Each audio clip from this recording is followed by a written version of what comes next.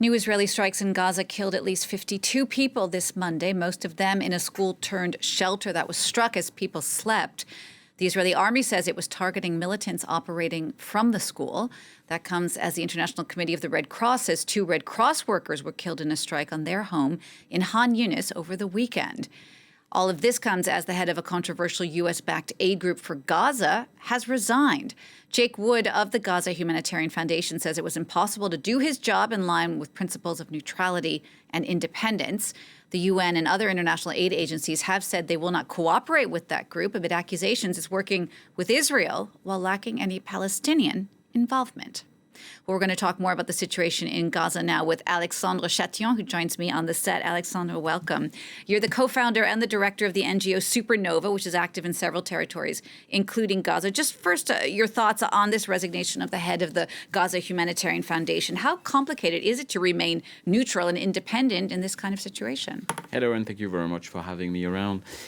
It is very complicated, especially for this organization. I talked to them last week. I didn't know that the gentleman resigned, just learned from you. He was supposed to be in Israel this week and operating with his team. While speaking to them, I know that they were in contact with different international organizations and they wanted to directly work with WFP, World Food Programme. Was not easy because the UN, as you just mentioned, were not so inclined to collaborate. From my understanding, they had money from Israel and the US. I was curious to know more about it, didn't know much, but what I can tell you that for a humanitarian actor as we are, it is very difficult to identify money first, to have money to intervene in these very specific contexts. Secondly, being neutral is extremely difficult because obviously everyone has an interest in the process. With the recent closure or partial closure of USAID, it is even more difficult. It's more than 40% of the industry that has been cancelled, like wipe off. So it is very difficult. I understand people who would say that for the sake of humanity, they would get the money they can to help Gazan national, and I would not throw them a stone. But it is indeed very difficult, and I understand the resignation. What about your own group, Supernova? Your focus is really more on psychological support, educational support in Gaza. What are you hearing from your employees who are working on the ground at the moment? What are they saying about the situation? So the situation is far worse than what pictures and what we can say as international. Starvation, famine is not on the brink of happening. It has been there for weeks and months.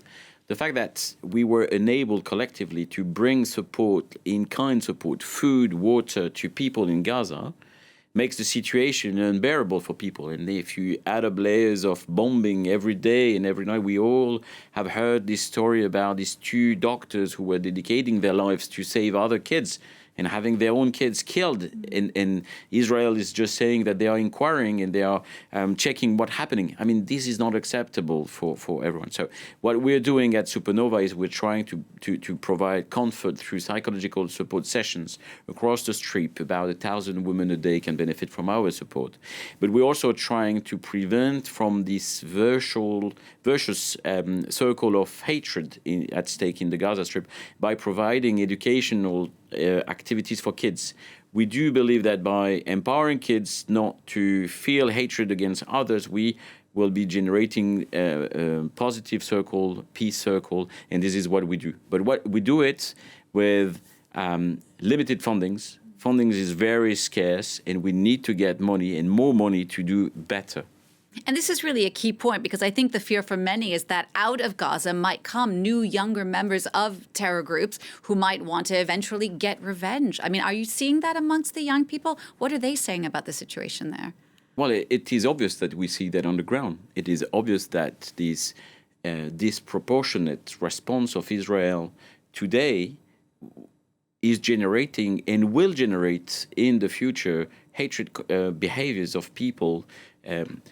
I often say that Hamas is an ideology rather than a group. It is a group, so we can kill people, but we cannot kill the ideology behind Hamas. So if we want to stop this circle of violence, we should stop violence first, and we should start. We need to educate people and give them tools to better understand life and to grow more peacefully. And that is what we do.